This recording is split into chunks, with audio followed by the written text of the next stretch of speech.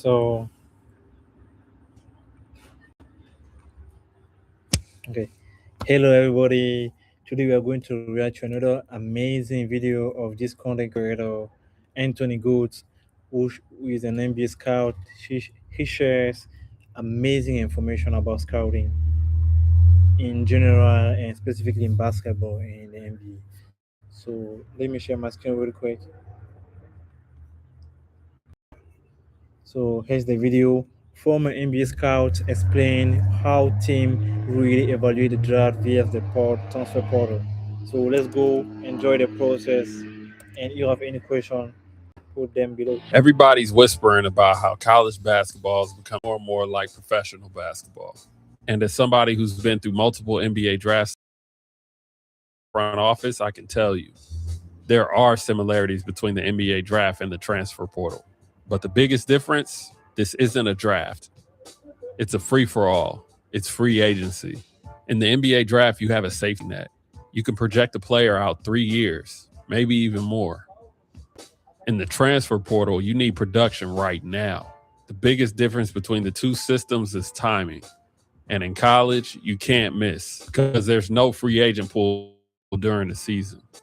I'm Anthony, former NBA scout, and I'm now an assistant coach going through the transfer portal as we speak. If you got a second, please hit the like and subscribe button. Your support really goes a long way and it keeps the channel going. Now let's get back to the differences between the NBA draft and the transfer portal. Let's go. Now, the first thing you have to understand is everything depends on the team.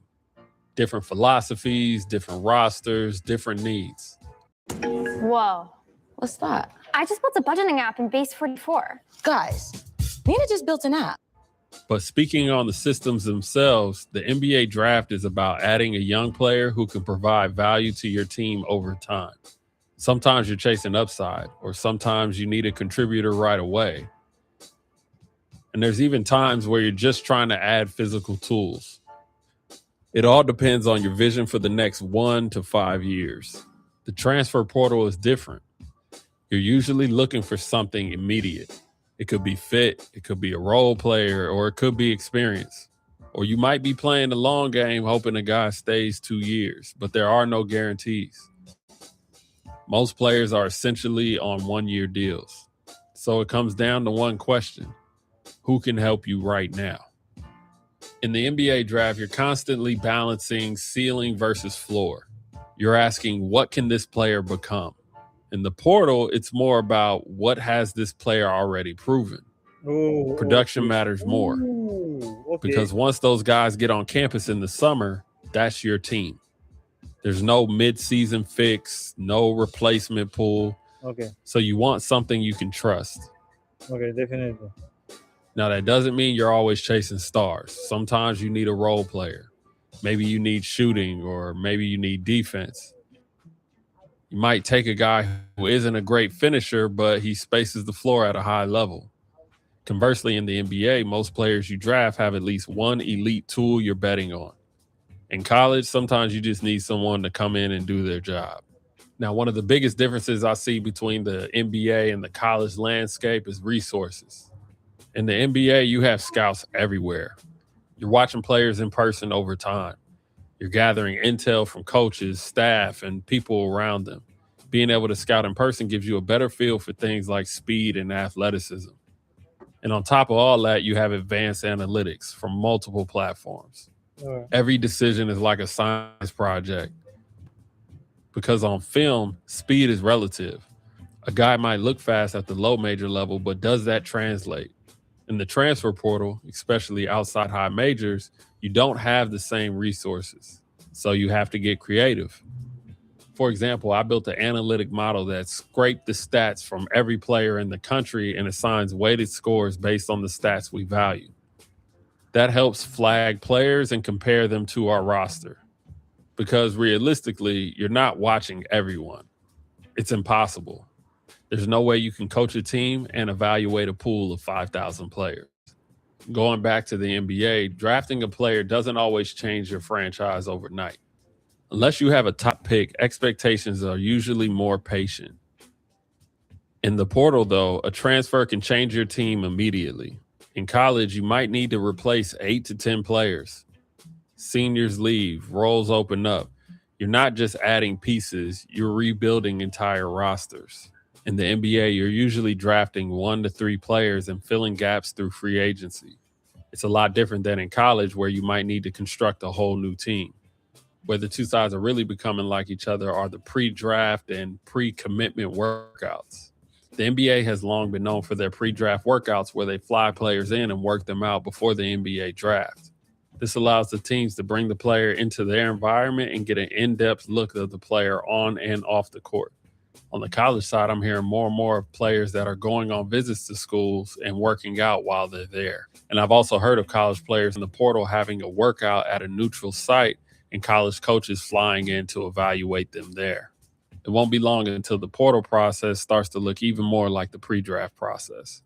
The business side is where the portal really mirrors NBA free agency. In the NBA, contracts dictate decisions. You're dealing with cap space, future flexibility, and free agency plans. In college, NIL plays a huge role. A player might love your school, but if you're too far off financially, that deal doesn't happen. The risk in college is different, not because of the amount of money, but because if you miss, you're stuck. There's no replacement. And that goes both ways for the player and for the team. In the NBA, if it's not working out, you can go find someone. But in college, your season might be defined by that mistake.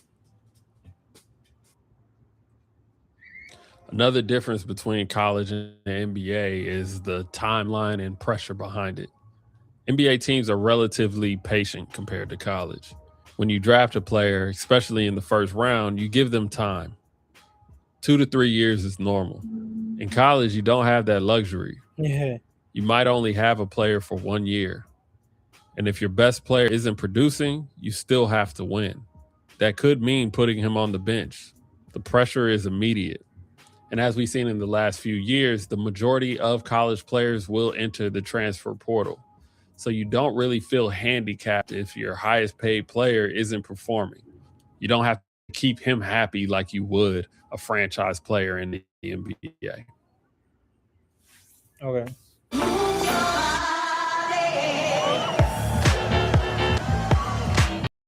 Hotels.com is where you go to choose from hundreds of thousands of hotels and earn rewards on every stay. It's exactly. The pressure to win is a priority over everything. On the player side, I think the mentality is very similar, whether we're talking about the draft or the portal. You have to be willing to accept your role. A lot of players struggle because they delay role acceptance. That's one of the fastest ways to reach your potential. But it's tough. There's money involved. There's more social pressure than we've ever seen. And with that comes expectations. All the while, a lot of these players are still maturing. Young players today, whether it be the draft or in college, have a lot on their plate. The game is simply bigger than basketball these days. Now let's talk about some of the biggest mistakes that can be made on both sides. In the NBA draft, teams can fall in love with potential. They think a player will improve as a shooter, improve their IQ, or fit into a system. But you never really know. A lot of it comes down to what's between the ears. In the portal, the biggest issue is a lack of time and intel. You're moving fast, especially if you make a deep run in March Madness.